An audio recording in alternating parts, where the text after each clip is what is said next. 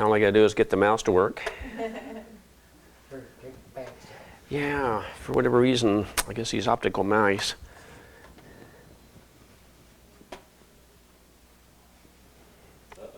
Yeah. Okay, that's interesting. Yeah, I was gonna say we got a touchpad here.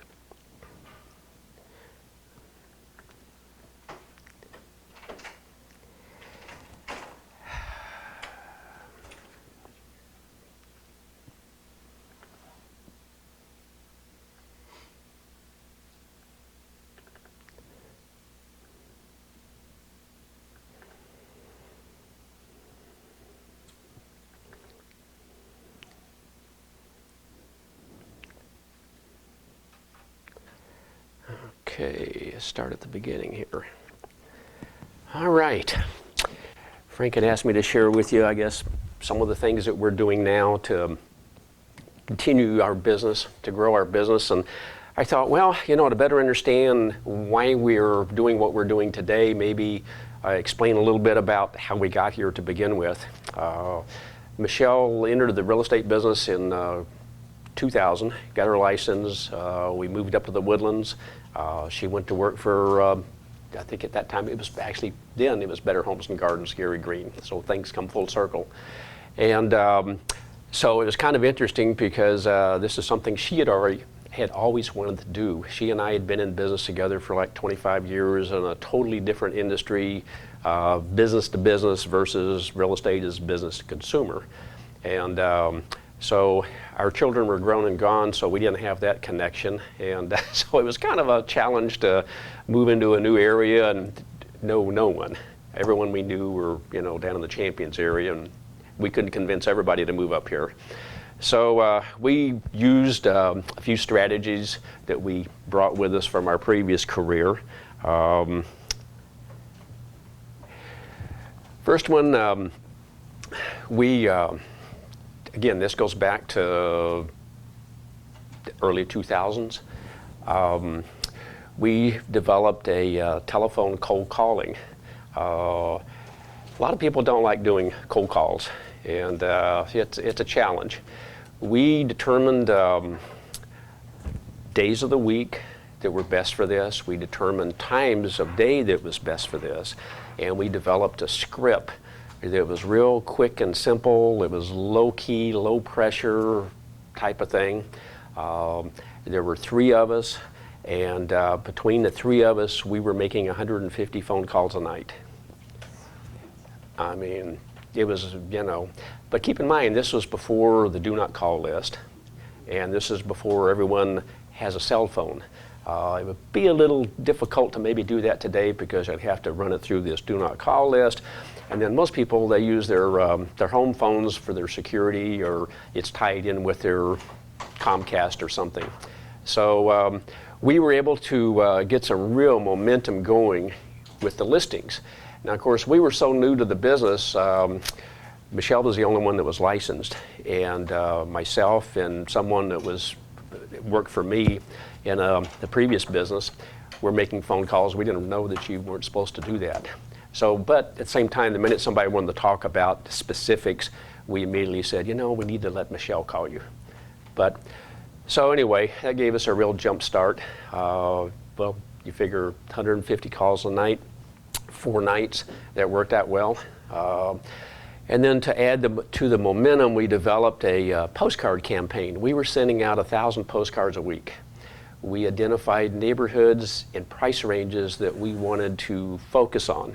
Being new to the business, we knew right away the $1 million range was probably not really where we need to focus. We were a little out of our element. The interesting thing is when you start out, you really, you don't have the listings. But if you want to become the neighborhood expert, why not send a postcard into that neighborhood letting the neighbors know, hey, this house down the street just sold. And you put in the disclaimer that this is for informational purposes only. You are not a party to the transaction. So you're not claiming somebody else's listing or somebody else's sale. But it established some momentum for you, and it gave us, again, a real opportunity to become an expert quickly. Search engines, this was back in the day before, if you can believe it, before Trulia and Zillow even entered the scene. I remember going to a seminar that Prudential had at the time, and there were probably 500 people in this thing. And it was conducted by a fellow by the name of Mr. Internet. I don't know if anybody's ever heard of him, but that's him. And he asked for a show of hands of who is using Google search engine. I don't even think it was called AdWords then. It was search engine. You know, it was Google and Yahoo were the two big ones. I was the only one that raised my hand.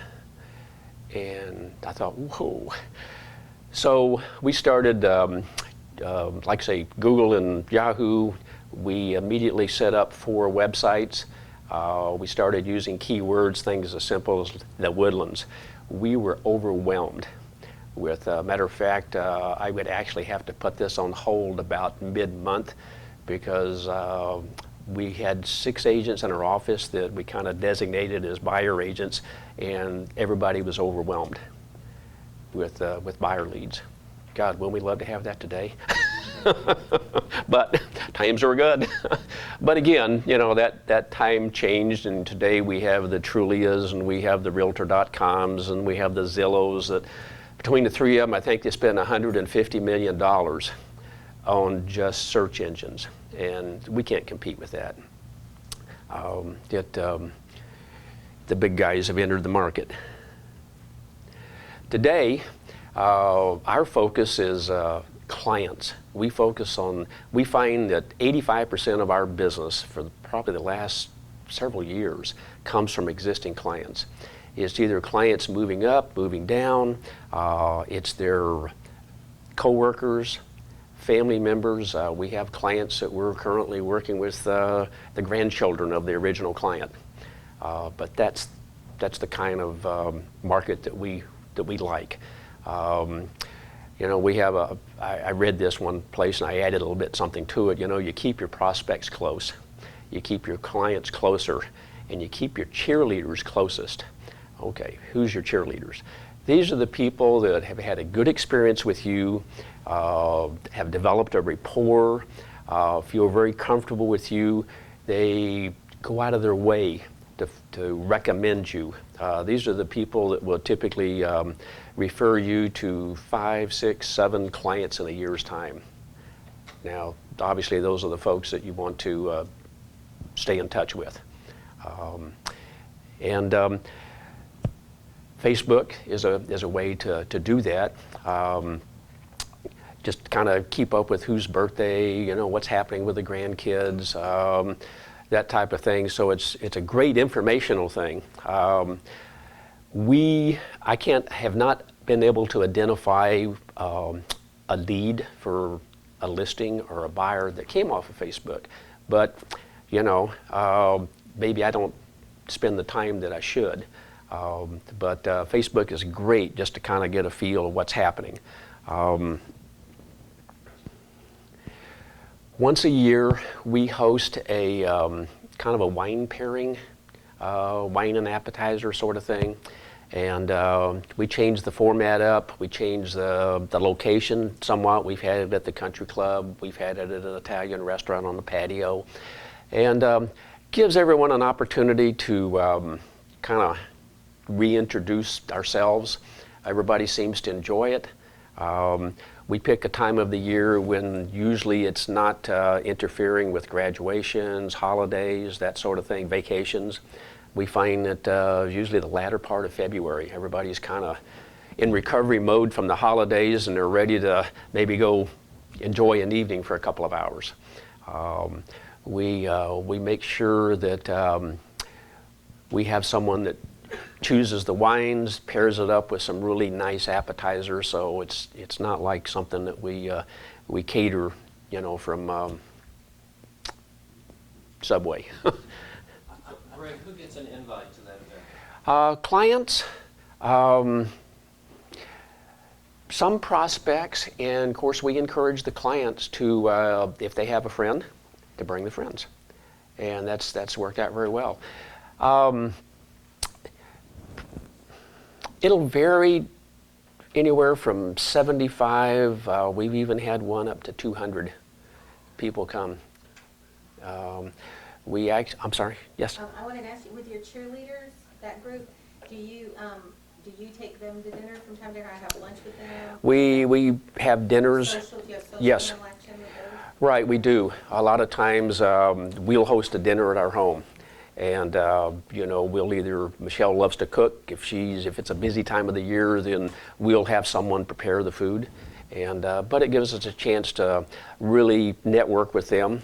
With 200 people, you're struggling to get around to say hi to everybody, And so, So this includes all within the grouping, the three that you... Right, the three groups, mostly clients and the cheerleaders. Everybody, we have a prospect, client, cheerleader base of probably, I should have got a count, but I'm guessing probably close to 400.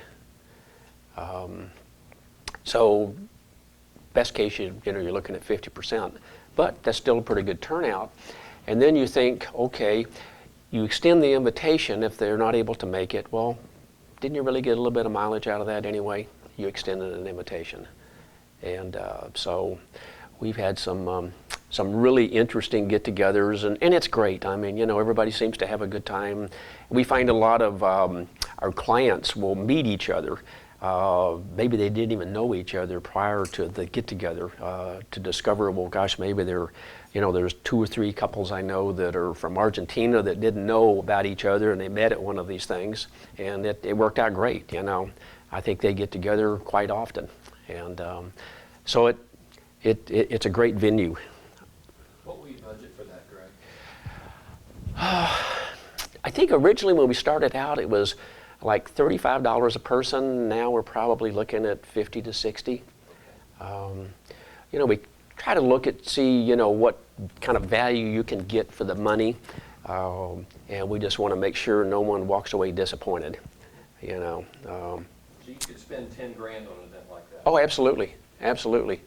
But if you look at the return on investment, you could spend 10 grand on, oh my gosh, a lot of advertising that you never know if anybody ever sees it. I mean, Google could gobble up 10 grand, if you wanted to go out there and try to compete with the Zillows of the world. And so for us, it's a great return on investment. Kind of relating to Frank being a photographer, one of the things I try to do at some of these, every event I hire a photographer to make sure he gets photos of every couple. And we put those up on a website, and everybody has access to them. And every once in a while, we'll, let's see if I can get this to work. Whoops.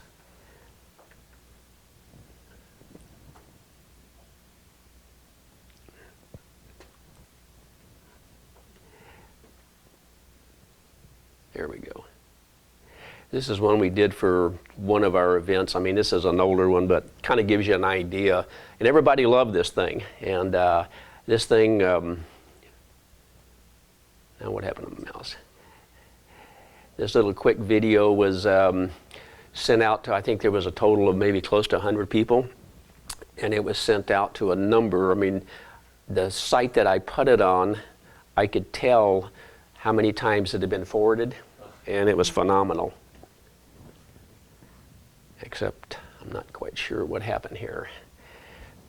I wish our mouse would work.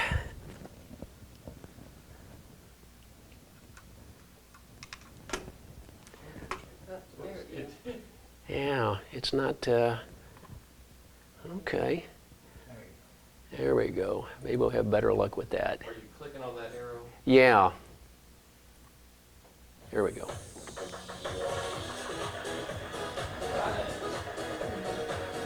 That was one we held at the club.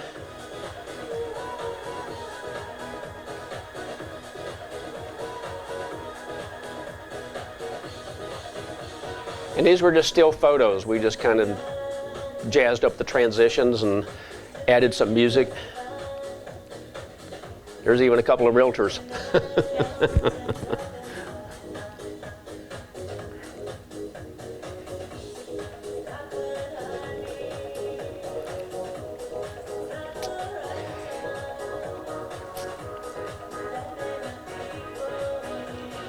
Lots of wine glasses, because I think we must have had 5 or 6 different.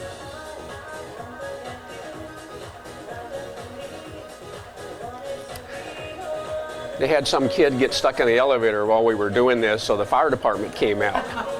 And after a couple of glasses of wine, some of the ladies decided to go out and check out the fire truck, so that was kind of interesting. And so I got some good photos of that. And the people that weren't able to make it, boy, were they upset. I mean, because they evidently missed a good one. And we even had a young couple that was, I guess, having their reception in the ballroom or something, and they stopped in. And one of the people there has one of those classic Corvettes, and it was parked out front, and they wanted his permission to get some photos with them in front of it. So it was kind of an interesting evening. But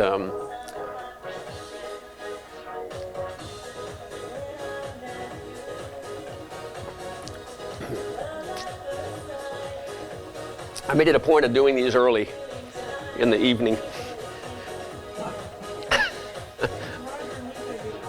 I know.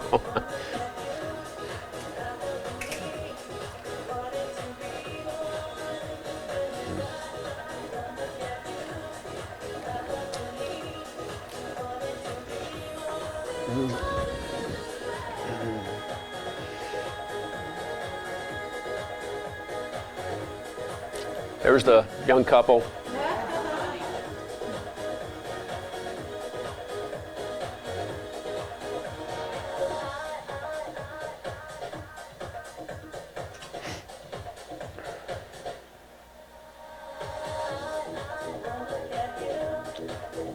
Even the waitstaff kicked in. You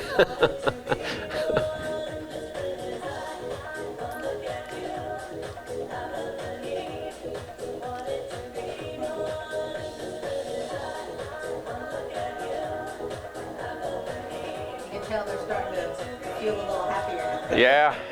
Yeah. They were comparing something. They never told me what it was. I didn't ask. I just took the photo.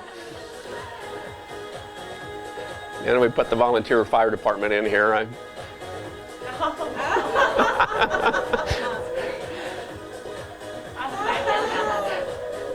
That first person works out, and she has a gym in her home. Yeah, the fireman was shocked how quickly she made it to the top of the fire truck, man. I mean, it was, there she is. That's a school teacher at Cooper.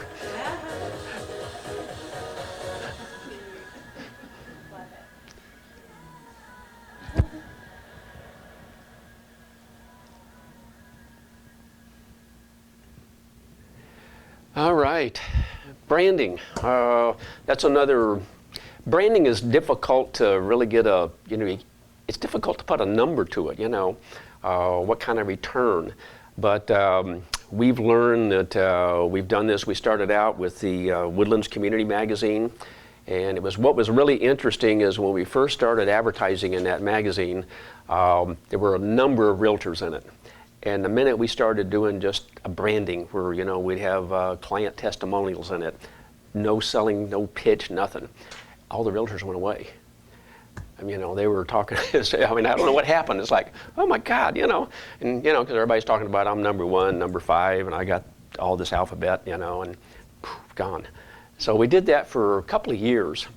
And I have a way of, I guess it's my thing, but if we go to a restaurant or go to something public, I'm watching to see who's watching Michelle.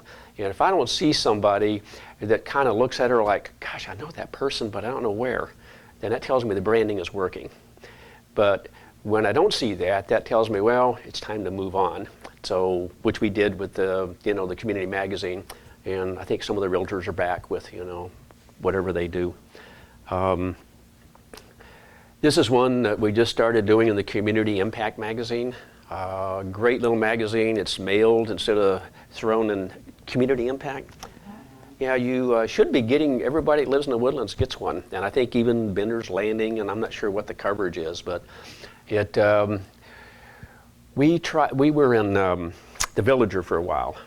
And we did that, and the Villager just got to the point where, man, it's hard to find the content. It was so damn many ads, just throw all that stuff out. And we thought we had an understanding that we were going to be on a certain page in the first section, and that kind of went away, and so we kind of went away.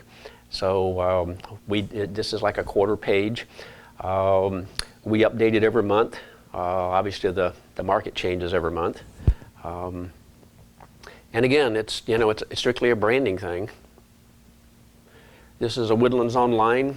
I don't know how many of y'all have ever been on that. I don't, they get, what is it they tell me, 6 million hits a month or something, but how many people are looking for babysitters and looking for used furniture, so when you boil it down. But it seems to work. I see a lot of traffic click through on the banner ad that we do, that comes to the website. So it seems to be working. This goes back to the Zillow Trulia thing. We're never going to beat these guys trying to compete with them in the overall scheme of things. But I think all of us can compete with them is on a local basis, because they don't really drill down to the local basis like we have the capability of doing. I mean, we're the experts for the Woodlands, not some guy sitting in Seattle that's with Zillow, So we've kind of taken the philosophy to go from trying to bring the masses to us is let's focus on our introducing ourselves to the people that are already here and putting ourselves in positions to where there are a lot of people. I'll cover that in a second, a little bit more detail. So obviously we focus on the Woodlands. Only lately have we actually listed a couple of houses outside of the Woodlands, because all of our marketing and branding and everything is the Woodlands, and all of a sudden if we start listing in Bender's Landing and some of these other places, and somebody's looking at that and saying, well, that doesn't make sense, because I mean everything you've built is built around the Woodlands, so where's Bender's Landing in this? So we just, and it's the market we know, so we focus on what we know. We have clients that have, just recently we had a client sell their home in Lenox Hill, moved down into the city, wanted us to come and help them, buy a house. We don't know anything about that market, and it's another world down there. I mean, number one, it's brutal, and number two, you're not familiar with, like in River Oaks, I'll never forget, everything was accompanied showing. They'd give you a 15-minute window, and depending on what side of the street you were looking at the house, that was the one that got flooded in 2000. Well, how do we know that? We know about the ones here, but so we stick pretty close to home. Let's see if I can get this.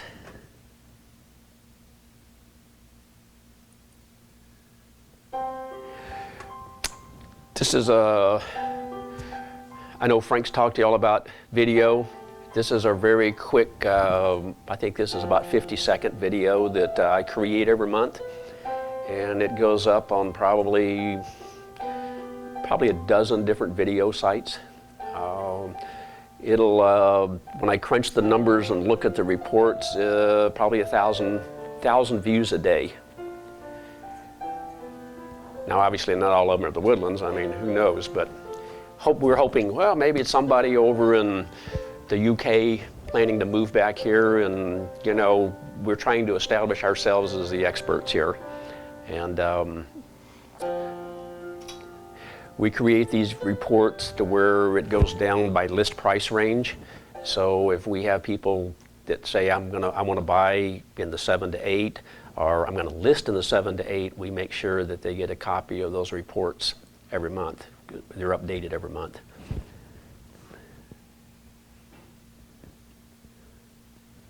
Getting back to the keep it local thing, I mean, real estate obviously is 99% of our focus, but we also try to put community information out there.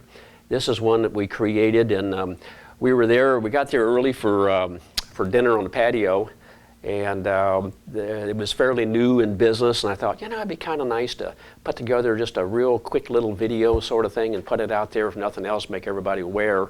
Well, as it turns out, it did generate some business for the owners, and ultimately it generated some business for us. I think with the owners, the two owners, probably 3, 4 transactions when they got ready to sell and buy.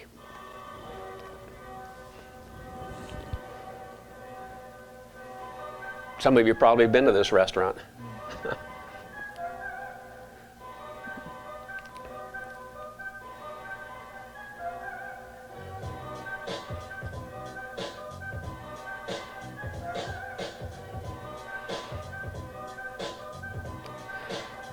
There's my daughter incognito out there.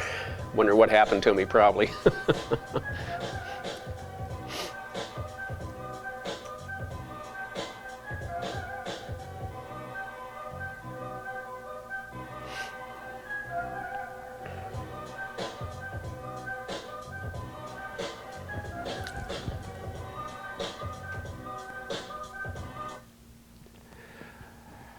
Okay, the next section is, rather than video, it's when we got into this business, one of my philosophies has always been whatever business I went into is to find people that were the experts already. So I wasn't in the position of having to reinvent the wheel and learn a lot of lessons the hard way and usually the expensive way. So when Michelle went into real estate, I joined her in 2002. I started finding people that had been in business for some years and kind of seeking their advice, counsel.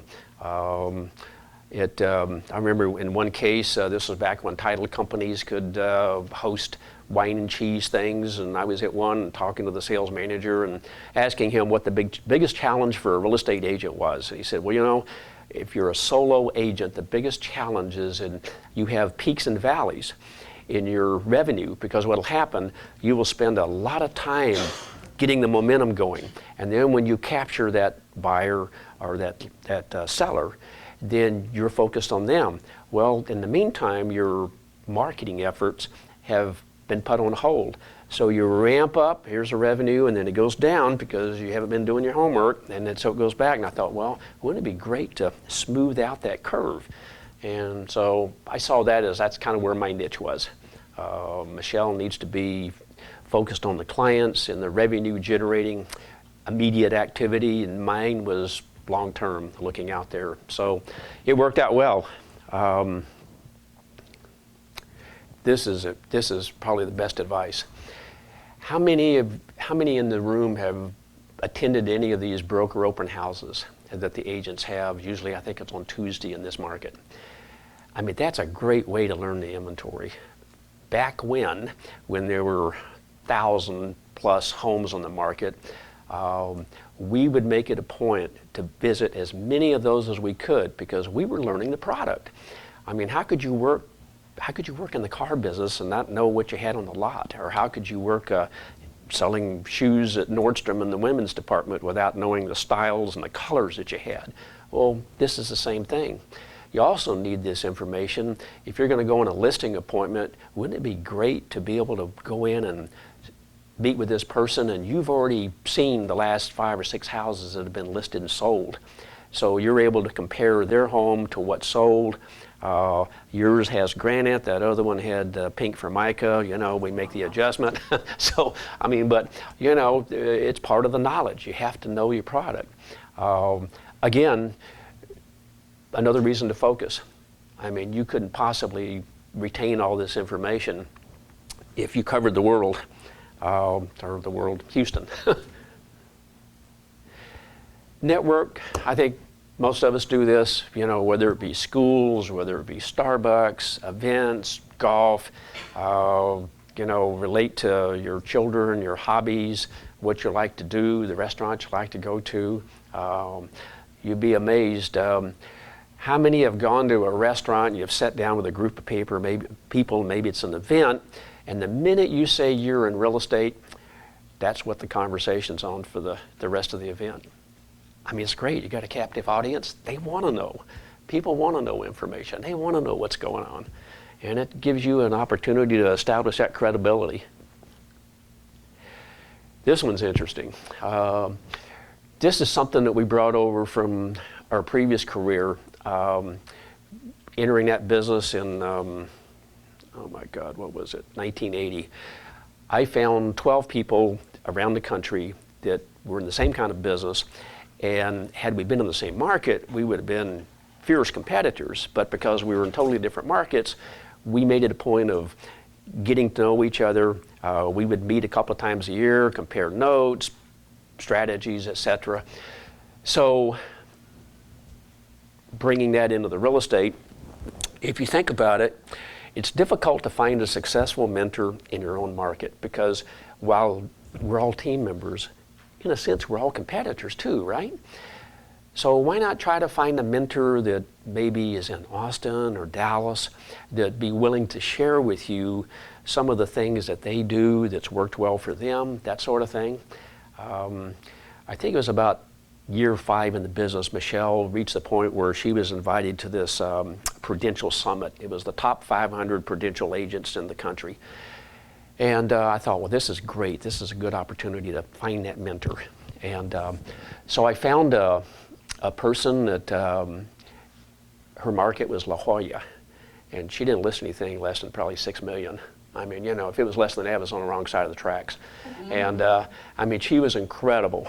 And so we were able to sit down and just have a conversation, and she had some really great ideas about, you know, just creating your self-image, you know, the image that you want to create to your market.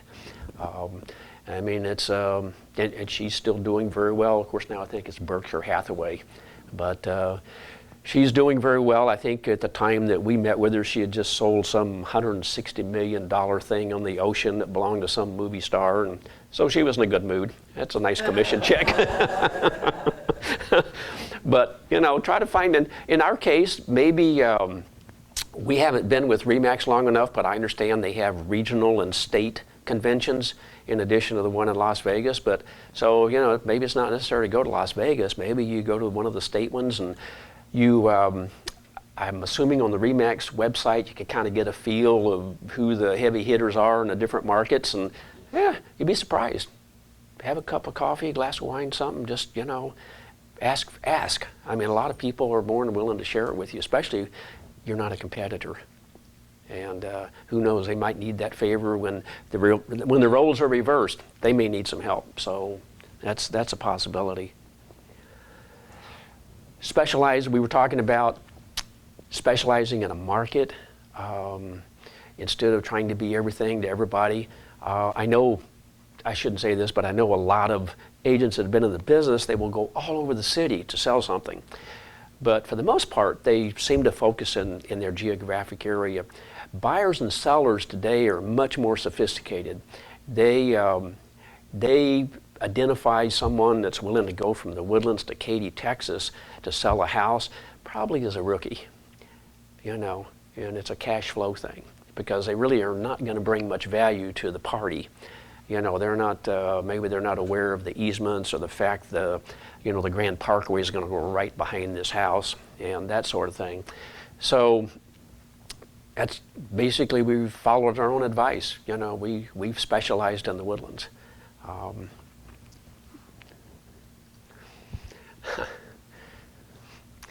This one, somebody told me that, and I thought that's a great idea. Think about the times that you're standing in line at Starbucks, getting a cup of coffee, and do you always have your name badge on? You'd be surprised how many people will look at that name badge and there's a conversation. You know, you got a name, maybe a give me a call type thing, you know. I mean, it's just amazing how that works. And so basically, you know, let them know you're an agent. And it's amazing how that works. Michelle's very first transaction, Gary Green had a kiosk at the mall at the time. And she had staffed the kiosk, was closing up shop, putting her jacket on, and she put her arm down the sleeve, and there was something at the end of it. It was some guy's butt.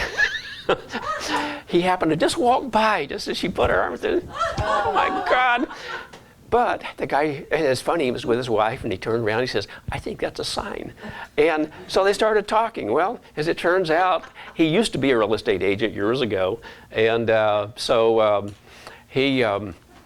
bought a home. And the worst possible transaction for a rookie, first transaction, he was a VA buyer buying a relocation listing. And I'll never forget this. This started probably when she closed this thing up about 6 or 7 in the evening. And she got home at midnight. And she says, I don't ever want to do that again. I said, no, no, no. You want to do that as many times in a day as you possibly can. But I knew what she was talking about. I mean, the paperwork was like that. It looked like a phone book. Oh my gosh. But what a way to start. So Greg, may I interject? Yes. So Dana has been passing around a catalog of logo attire. And she's got, one of the companies is doing a sale right now. I think I ordered about a dozen shirts this week, averaging $12 to $15 a piece because they're on clearance. Wow. So check with Dana, because you've got the hot deal right now, unless it passed already. Otherwise, you can just Google Remax logo attire, or go to Main Street under the shop tab. So if you like name tags blinged out, fantastic. If you don't like name tags, then just get the name embroidered on whatever you're wearing, and they have it for gals and for guys. All right. Great idea. When we start the business, when we start in this business, obviously we're pretty much an unknown. So we are using the brand of our broker, Remax, Coldwell Banker, et cetera, which makes sense because, of course, in my way of thinking, Remax is known worldwide, whereas many of the other brokers in the area, they're local or regional sort of thing.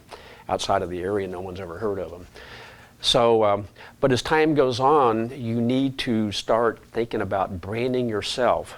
That kind of goes back to the specialization area. Maybe you're a specialist in condos or townhomes, or maybe there's a certain area you're the East Shore expert. May Valley expert, that sort of thing. And but you need to start creating that brand where, eventually your brand becomes just as important as the broker. That's just something that long term, in this case, you've got both yourself and